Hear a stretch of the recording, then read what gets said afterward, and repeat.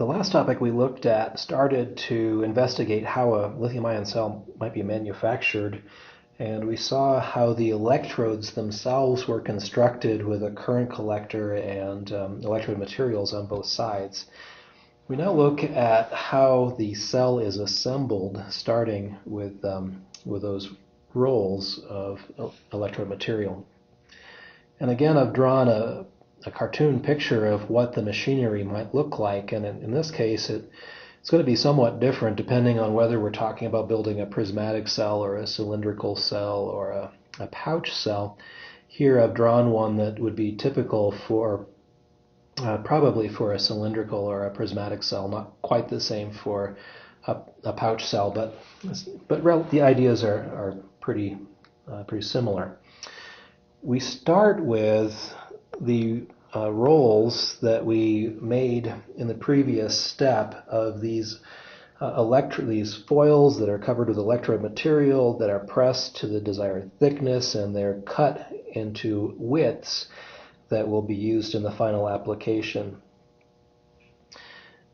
We again have to unwind these rolls to get them into the desired pressure, and this next box inside of it is going to do a couple of different things. One of them, so for a cylindrical cell, we said that there's going to be a central mandrel, and I have a better picture later, but there's a center core to this cell, and then we will wrap the electrode foils around this central core.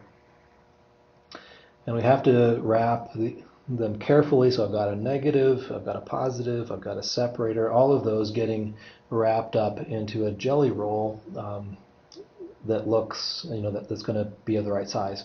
When it's wrapped up to the right amount, I have to cut off the foil because I have enough for this cell, and then again it will resume with that foil for the next one. But for this cell, I've wound it up, I've rolled it up, and I have cut the foils off to desired length. Passes it on to the next process, which sticks this jelly roll into a can. So I've got an empty can, and so the jelly roll gets inserted into that can, and then it gets passed on to the next process, which puts a top on it. So there's a lid. The bottom lid was already there, so there's now a top lid on it, and the bottom and the top have to be welded to the proper electrodes. So I've got a negative electrode on one side, positive electrode on the other side, welded, so I've got positive and negative terminals. We leave some kind of opening still, so this is somewhat open to the environment. At this point we fill the can with electrolyte, so I inject electrolyte into here, and the final result has to be sealed, so I will weld that opening closed, have some inspection, very often with X-ray equipment to look for any kinds of problems, and then we package the final result and put it in trays or however we send it off to the next step. The next step is called formation. We'll talk about that in a few minutes.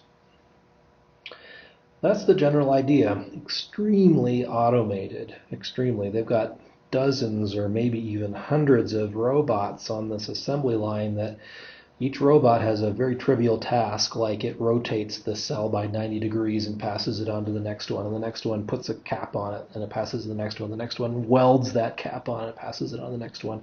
The next one inspects the weld and it passes it on to the next one, and so forth. So there's lots and lots and lots of robots, very, very little human interaction in this process.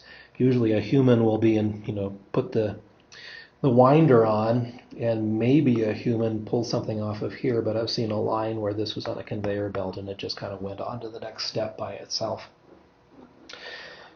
So the more automation, really the better, because you reduce the costs associated with building these cells, you make them more competitive with other technologies, which are already automated like this, by the way, and you minimize the possibility of introducing human error into the assembly.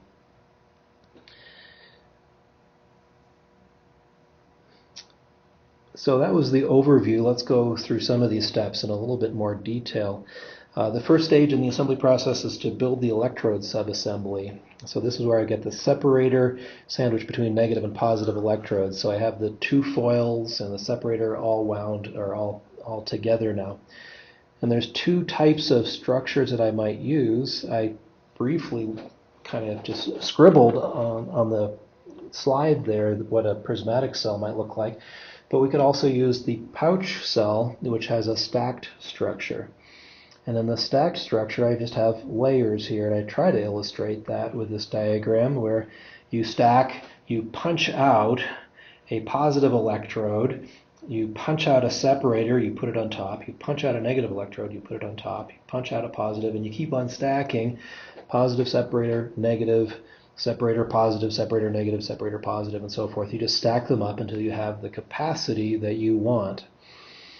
And the positive electrodes all have tabs coming out on one side, and the negatives all have tabs coming out on the other side, and these tabs all get welded together. So really what I have is a lot of parallel little cells getting welded together to make really a battery pack inside of this pouch. But because they're connected in parallel, the voltage is the same as one cell, and the capacity gets multiplied by however many of these structures I have together in parallel. The spiral wound I scribbled before. These are used in cylindrical and prismatic cells. A little easier to manufacture these, but these pouch cells have an advantage, is that there's very little wasted space in them. This pouch is almost completely full of either negative, positive, or separator, or current collector. There's no excess air. And so I can build a cell that's basically a rectangular prismatic shape, and I can take a lot of these cells and put them next to each other in a battery pack with very, very little wasted space in between them, and I get a really nice, dense package. This is a little different. I'll mention it here. I might mention it later. I forget. But for the cylindrical cell, inside of the cylinder itself, there's no wasted space. But when I try to make a battery pack with cylinders, I run into a problem that cylinders don't stack very well. So in between the cylinders, there's all of this wasted space. A hexagon would be better, but they don't roll very nicely. So there's wasted space with cylindrical cells that could be filled with battery materials. Sometimes people use that wasted space for cooling, and they pass air or some kind of liquid coolant through those spaces, and they make use of it. So for example, the Tesla battery packs use cylindrical cells, and that's how they cool it. But I would say that most battery packs that I've seen for vehicle application use either a prismatic or a pouch cell.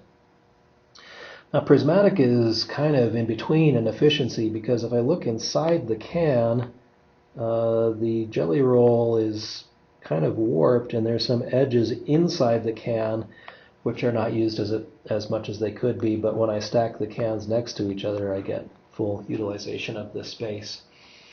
So pouch I fully utilize, but they're a little harder to manufacture.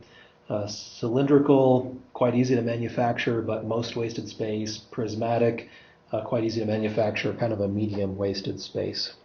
So you'll see all of them.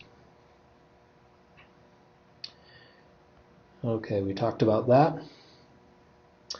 Different ways in a stacked cell design, a pouch cell design for the separator to work.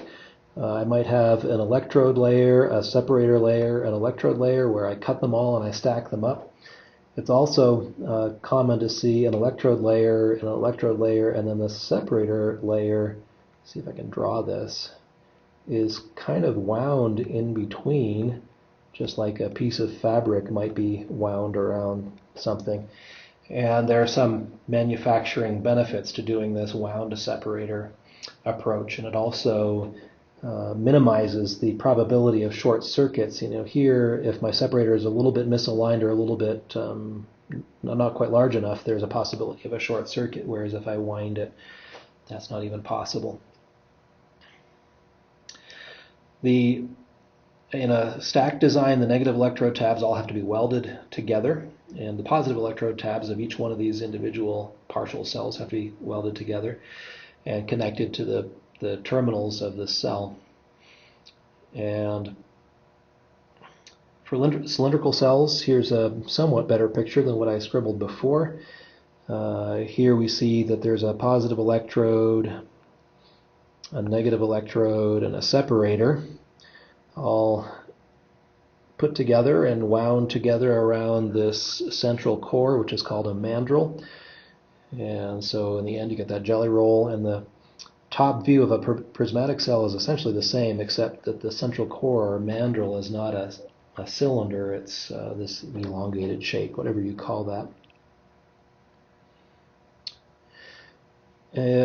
With either the prismatic or the cylindrical cell, I have a choice of connecting the external positive and negative terminals of the cell, maybe only one place.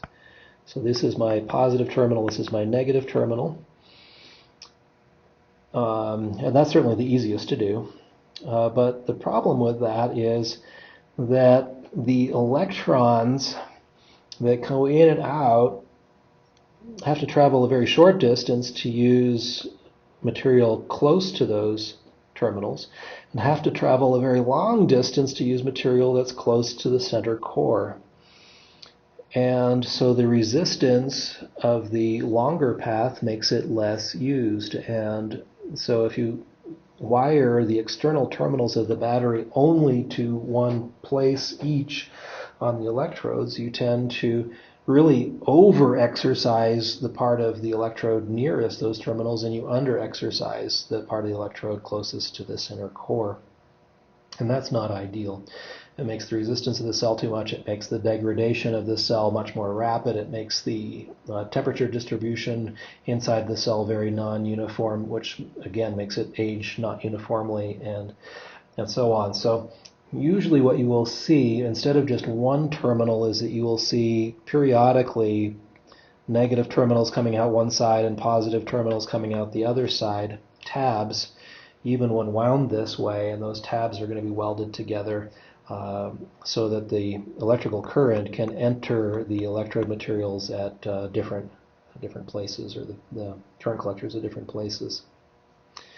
So single tab, not ideal. Multiple tabs, a little bit better. So once I have these stacks or windings, I connect the electrode structures to the terminals of the overall package. And sometimes there's built-in safety devices inside the packaging that will cause like a fuse that would open if the cell overheated, to try to prevent further damage. And then all of this subassembly gets inserted into the can. The can is sealed using laser welding or heating. And we want to be very careful. We have to do this very fast so that we weld like we want to, but we don't overheat the materials, because that will cause them to age rapidly. Then we fill the can or the pouch with electrolyte and we seal it. And this step here, the electrolyte insertion, must be done in what's called a dry room. So I showed one piece of machinery doing all of this. If it's done that way, that the electrolyte fill part of the machinery is a dry environment, or sometimes this is actually done in multiple rooms, where one of the rooms is literally a dry room. A dry room is one which is environmentally controlled to eliminate, to the greatest possible extent, any water vapor, any moisture. Sometimes you actively pump in an inert gas like argon as well, to try to force out any air with water vapor out of the environment. What happens is that the solvent in the electrolyte, and actually the salt in the electrolyte, reacts with water, and trace amounts of water inside of your chemistry will cause the cell to degrade rapidly. And remember, we said that the most common salt is LiPF6. Well, if you have, because of water, if you've got free hydrogen roaming around, this tends to want to not remain LiPF6, but to dissociate, combine with the H, and make hydrofluoric acid HF. Hydrofluoric acid is really, really nasty stuff. It's it's colorless, odorless. If you put it on your skin, you just feel wet. It doesn't hurt right away. But hydrofluoric acid is a calcium scavenger, and so if you were to put some on your skin, do not. But if some were to end up on your skin somehow, it would be absorbed into your tissues, and it would go all the way to the bones, and then it would start eating away at your bones, and that's extremely painful and very damaging to you. So hydrofluoric acid, really, really nasty stuff. So if it does that to a human being, not cool. We would want to avoid having any water in the cell to begin with, but also it does bad things to the chemistry of this cell. And this is really most dominant in lithium manganese oxide cells, which I mentioned earlier have this unfortunate tendency to dissolve in certain cases, which limits their lifetime. Well, the primary mechanism by which the LMO dissolves is in the presence of hydrofluoric acid. So if I get any water at all in the electrolyte of an LMO cell, that cell is not going to last very long. So we want to keep the environment as dry as possible. So finally, these cells, they come off the line. Usually they have a serial number printed on them, so each cell has some lot number and identification, so we can do some post-mortem tracking if there was a problem. And then they go off to the next step. You might think we're done, but we're not. When the cell is manufactured, the lithium is entirely 100% in the positive electrode active materials. There's no lithium whatsoever intercalated in the negative electrode materials, and the electrolyte has some lithium in it, but without an external circuit, there would be no impetus for the lithium to enter the negative electrode materials. The cell is completely discharged. The cell is sitting at 0 volts. So the first thing that I do after the cell is built, constructed, is to put it through what is called a formation process. And this is a very precisely controlled charge cycle, sometimes followed by a discharge and second charge cycle. And this activates the working materials. Basically, it's moving lithium from the positive electrode into the negative electrode and doing the first cycle of this cell to condition it for an actual application. Usually when we charge a battery cell in practice, we will impose a constant current to the cell, charging current, until I reach some voltage threshold, and then I will hold that voltage constant until there's essentially no current left charging it. It's called a constant current, constant voltage, or CCCV profile. Here, we do something like that, but we use a very, very low current. We use a slow, controlled current to do the first charge cycle. And one reason for doing this, remember I said that the negative electrode material is unstable in the presence of the solvent, and this first charging cycle is going to contribute to building the SEI layer, the solid electrolyte interface layer on the negative electrode, which then protects it from further degradation. So this is essential, this layer. It's not desirable, but it's essential. And so this formation process is done very carefully to build this layer in such a way that it will be the most stable. It won't just grow in clumps. It will grow uniformly, and it will not crack very easily, and so forth. And since I'm charging every single cell anyway, I might as well collect data as to how many ampere hours of charge I put in and things along those lines, so that I can catch immediately, oh, this cell is way out of specification, and then we will reject that cell, recycle its materials, and start over. So I can check the capacity, I can check the impedance of the cell, and all of this in order to have a quality control. And every cell this is not in every cell. It's not just once in a while. It's every single cell. So you see racks and racks of equipment that are charging cells for the first time when they come off the production line. Not every cell is expected to be identical. This is the real world, but we would expect to have a certain range of capacities and so forth. So this formation process allows us to track if the manufacturing process is under control by what is the distribution, what is the histogram of capacity of cells coming off the line, of the resistance, and so forth. And it's not really the main purpose of formation. I really want to charge the cell and get it ready for use. But we can catch a lot of early life cell failures, the infant mortalities, so that they occur in the manufacturing plant and the customer never gets those bad cells because the customer doesn't want to have a bad product.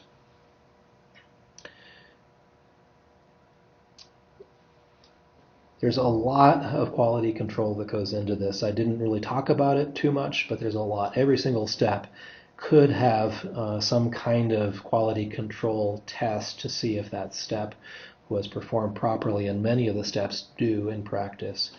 I have to keep contamination from dust, from anything else to a minimum. I want to minimize, I dropped a roll. Oh, no problem. Well, yes, there is a problem. You're crushing materials. You're cracking materials. That's not okay. I can use dull knives to slice the electrodes. No, you can't. The burrs are going to cause short circuits.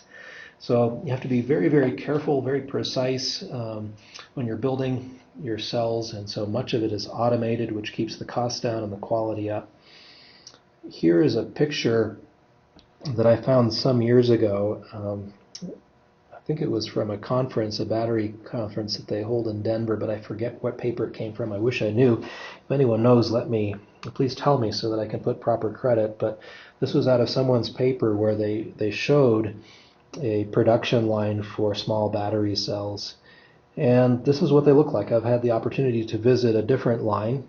And you can see there's all these little stations. There's a station here, a station there, station there, station there, all these stations with robots pushing everything around.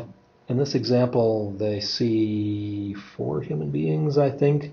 And I think that's for the picture only, because in the room I was in, there was 1. And I think he was there just to make sure I didn't do anything wrong. So very, very, very automated procedures. And the rate at which you would see a cell go along the line, you might see it go along the line kind of at that rate, which seems kind of slow. So when you have cells coming off this line, there's a cell, there's a cell, there's a cell. But if you imagine maybe it's 1 a second, 3,600 per hour. And then these lines are automated. They run 24 hours a day, so times 24 hours a day. You realize that there's thousands and thousands and thousands of cells coming off of this line in a single day. And this is one line that would fit in your bedroom. Well, maybe not, maybe 2 of your bedrooms. And they can put in manufacturing plant has many of these lines running in parallel. So you can make literally millions of cells a day. Not really a big deal to do that. Well, that concludes our talk on the manufacturing of cells. Before we conclude the chapter, I'd like to talk a little bit about how cells fail. Again, it's not the focus of the course, but it's a good idea to understand how they work ideally and what could go wrong so that you have the entire picture in your mind. So that's what we go to next.